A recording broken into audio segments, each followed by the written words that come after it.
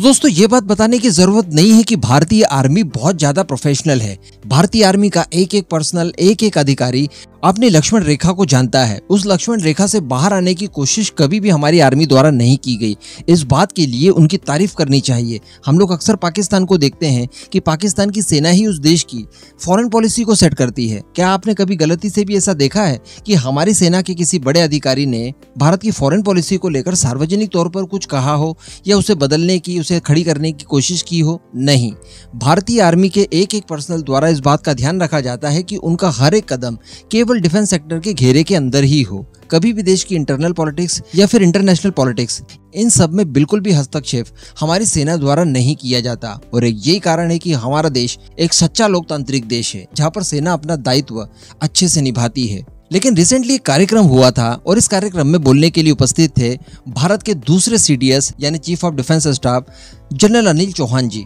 और इन्होंने भारत के परिप्रेक्ष्य में, वर्ल्ड ऑर्डर के परिप्रेक्ष्य में कई सारी चीजों को लेकर डिस्कशन किया और अपना अनुभव साझा किया। इस दौरान ये जो अपने अनुभव शेयर कर रहे थे, यहाँ पर जर्मनी को लेकर एक ऐसी बात कर दी गई जिसको जानने के बाद आप खुद कह देंगे कि जर्मनी को CDS साहब ने बिल्कुल नाप दिया है। अभी कुछ ही समय पहले की बात है जब जर्मनी द्वारा एक आर्टिकल लिखा गया था भारत की बढ़ती हुई जनसंख्या को लेकर, जिसमें उन्होंने चाइना के साथ भारत को कंपेयर किया और एक दुर्भावना के साथ एक ऐसा कार्टून छापा गया, वो ट्रेन वाला, जिससे भारतीय काफी ज्यादा ऑफेंड हो गए थे। अब इसका बदला ही समझ लीजिए। वैसे उन्होंने जानबूझकर तो ये सब कुछ नहीं बोला, लेकिन जो उन्होंने बोला वो जर्मनी के लिहाज से बिल्कुल भी सही नहीं था। तो चलिए जानते हैं उनकी पूरा वक्तव्य कि आखिर उन्होंने किन किन बातों को लेकर डिस्कशन किया।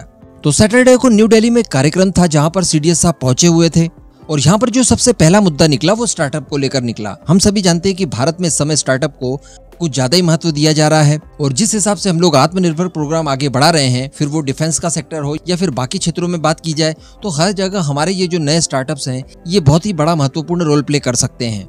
इन सबको लेकर CDS साहब की तरफ से कहा गया कि स्टार्टअप के लिए भारत में एक अच्छा इकोसिस्टम बन चुका है और अगर इस अच्छे इकोसिस्टम को आप वर्ल्ड लेवल पर कंपेयर करें तो दुनिया का तीसरा सबसे अच्छा पारिस्थितिक तंत्र वाला स्थान बताया है।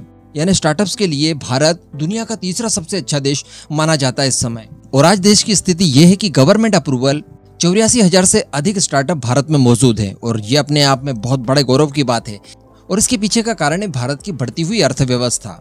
जी हाँ, इस समय हम सभी जानते हैं कि एशिया में तीसरी सबसे बड़ी अर्थव्यवस्था है भारत और दुनिया भर की बात की जाए तो 5वीं सबसे बड़ी अर्थव्यवस्था है भारत, जिसका फायदा हमें स्टार्टअप के क्षेत्र में देखने के लिए मिल रहा है। आगे जो CDS साहब ने कहा वो जर्मनी कभी नहीं सुनना चाहेगा। उन्होंने ये कहा कि 2024 में हम लोग जर्मनी को पछाड़कर दुनिया की चौथी सबसे बड़ी अर्थव्यवस्था बन जाएंगे। यानी अमेरिका, चाइना, जापान और उसके बाद भारत का ही नंबर आएगा, क्योंकि इस समय नंबर 4 पर जर्मनी है। एक छोटे से अंतराल से वो हमसे आगे है। तो स्टार्टअप के लिए और ज्यादा स्कोप भारत में जनरेट होंगे।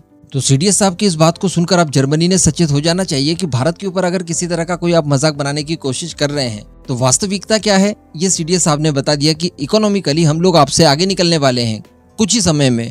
और इसके अलावा जो जर्मन एम्बेसडर ने भी कल कहा कि इस तरह का दुर्भावना से कार्टून छापने वाले ऑथर को मैं भारत इनवाइट करना चाहूंगा और भारत की मेट्रो वगैरह और ट्रेन सिस्टम बताना चाहूंगा ये कितना ज्यादा उन्नत है। और उन्होंने यहाँ तक कहा कि भारतीय रेलवे कई मापदंडों में जर्मन रेलवे से भी बहुत ज्यादा सुपीरियर है। इसके अतिरिक्त CDS साहब ने वर्ल्ड ऑर्डर को लेकर भी बात कही। उन्होंने ये कहा कि फिलहाल अगर दुनिया भर में देखा जाए तो बिखराव की स्थिति पड़ी है, यानी अलग अलग कई सारे गुट्स बन गए हैं, लेकिन अभी एकजुटता आनी बाकी है। इस तरह की जो बात कही जाती है कि वर्ल्ड वॉर 2 से जो वर्ल्ड ऑर्डर चल रहा है वो अब इस बार बदलने जा रहा है और इस बार जो वर्ल्ड ऑर्डर की डायरेक्शन है वो चाइना तरफ कहीं ना कहीं शिफ्ट होते हुए दिखाई दे रही है। तो इन सबको लेकर भी उन्होंने बात कही कि अभी तक आप ये नहीं कह सकते कि जो नए वर्ल्ड ऑर्डर की व्यवस्था है वो तैयार हो चुकी है, बल्कि इसमें अभी कई सारे बिखराव देखे गए हैं। यहाँ उन्होंने जरूर कहा कि रशिया यूक्रेन के बाद चाइना और रशिया काफी ज्यादा करीब आए हैं। इसके अलावा उन्होंने ये भी कहा कि मिडिल ईस्ट और साउथ एशिया में चाइना, रशिया, ईरान के पहले की तुलना में कई ज्यादा करीब आए हैं। लेकिन फिर भी अभी ये कहना बहुत ज्यादा मुश्किल होगा कि ये जो नया शक्ति संतुलन है, जो वर्ल्ड ऑर्डर है, ये भी किस करवट बैठेगा। क्या ये यथास्थिति ही रहेगा जैसा कि आज है, या फिर ये अपना रुख मोड़ लेगा और चाइना, रशिया जैसे देशों के पास ये जाकर रुक जाएगा। इसके अतिरिक्त एक और चिंता वाली बात के ऊपर उन्होंने डिस्कशन किया और ये था कि दुनिया में आखिर डिफेंस बजट इतना ज्यादा क्यों बढ़ रहा है, क्यों दुनिया भर के देश इतने सारे हथियार लगातार खरीदना शुरू कर चुके हैं और एक रेस सी लग चुकी है। मैंने आपको कल परसों एक वीडियो में बताया था सिपरी की रिपोर्ट के आधार पर कि दुनिया भर में डिफेंस मार्केट जो है वो बहुत ही ज्यादा उछाल पर है और डिफेंस परचेसिंग के मामले में 30 साल से ज्यादा का रिकॉर्ड तोड़ दिया गया है। तो इसके पीछे CDS साहब कारण बताते हैं दो शक्ति स्तंभों को आपस में टकराना, यानी रशिया और अमेरिका। हम लोग देख पा रहे हैं कि इस समय यूक्रेन को माध्यम बनाकर दोनों आपस में टकराने की कोशिश कर रहे हैं, जिसके दुष्परिणामों से बचने के लिए हर देश अपनी व्यवस्था कर लेना चाहता है और इस वजह से डिफेंस का मार्केट जो है वो लगातार बढ़ते जा रहा है। इसके अतिरिक्त भी उन्होंने कहा कि अगर एशिया या फिर यूरोप में ही देखा जाए क्षेत्रीय स्तर पर, तो हमें पता चलता है कि कई देशों में अस्थिरता और असंतुलन लगातार बढ़ते जा रहा है।